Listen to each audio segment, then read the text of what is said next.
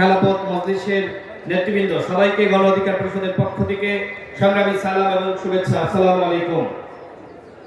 আজকে এই ঐতিহাসিক সোহরাওয়ার্দী উদ্যানে হাজারো মানুষ সমবেত হয়েছে শুধুমাত্র জাতীয় ঐক্যের জন্য।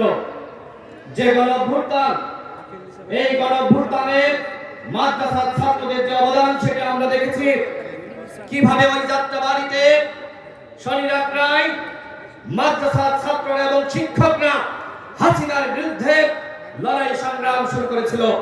বিশ্ববিদ্যালয়ের আন্দোলন যখন বন্ধ হয়ে যায়, তখন মাদ্রাসার ছাত্ররা যাত্রাবাড়িতে আন্দোলন করে তুলেছিল। ওই যাত্রাবাড়িতে যদি আন্দোলন না হতো, তাহলে হাসিনার পতন হতো না। আমরা 2018 সালের সংস্কার আন্দোলন করেছি। খেলাপথ মজলিসের ছাত্র সংগঠন, ছাত্র মজলিসের নেতৃবৃন্দরা সেই সময় কাফনের কাপড় গায়ে দিয়ে আমাদের সাথে রাজপথে নেমেছিল। 18 সাল থেকে 24 সাল পর্যন্ত আমরা দেখেছি আপনারা কিভাবে লড়াই করেছেন। কিন্তু এই সংগ্রামী আলেম উলামা, তাদেরকে নিয়ে একটি মানুষের সব থেকে বেশি এনার্জি ছিল, সে হলো ফেরাউন খ্যাত শেখ হাসিনা। যেখানে এই আলেম উলামারা সমাবেশ করত, ওয়াজ মাহফিলের আয়োজন করত, সেখানে হাসিনার গায়ে আগুন জ্বলত। হাসিনা কোনোভাবেই এই আলেম উলামা এবং মাদ্রাসার শিক্ষার্থীদেরকে সহ্য করতে পারেনি। হেফাজতে ইসলামের উপর যেভাবে দমন পীড়ন নিপীড়ন করেছে, সেটা আমরা ভুলে নাই। হাসিনা মনে করেছিল ভারতের সহযোগিতায় তারা বাংলাদেশকে একটি জঙ্গি রাষ্ট্র বানাবে। আলেম ওলামাদেরকে জঙ্গি বলতো, অথচ আমরা দেখেছি কিভাবে ছাত্রলীগ, যুবলীগ এই বাংলাদেশকে জঙ্গি বানানোর জন্য হাজারো মানুষের উপর নির্যাতন নিপীড়ন করেছে। আজকে ছাত্রলীগকে জঙ্গি সংগঠন হিসেবে নিষিদ্ধ করা হয়েছে সন্ত্রাস বিরোধী আইনে।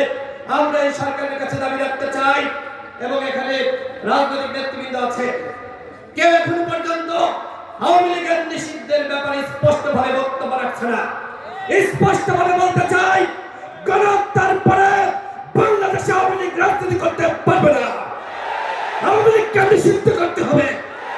আজকে আমরা লক্ষ্য করছি জাতীয় ঐক্য এবং সংহতি সেই 5 আগস্টের পরে ভেঙে পড়েছে। আজকে রাজনৈতিক নেতৃবৃন্দরা, আজকে অন্যান্য স্টেক হোল্ডাররা আমরা নানান ধরনের বক্তব্য দিচ্ছি। আমরা খেলাপথ মজলিসকে ধন্যবাদ জানাতে চাই যে তারা একটি স্লোগান সামনে এনেছে, বিভেদ নয় ঐক্য, এটি মোদের লক্ষ্য, একটি কল্যাণ রাষ্ট্র।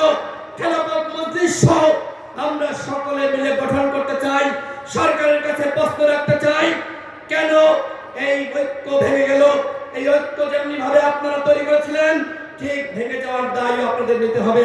সকলকে জাতীয় ঐক্য গঠন করার আহ্বান জানিয়ে, এবং আগামীতে একটি নির্বাচন হবে, সেই নির্বাচনের রোড ম্যাপে সরকারকে অবশ্যই দ্রুত সময়ের মধ্যে ঘোষণা করতে হবে।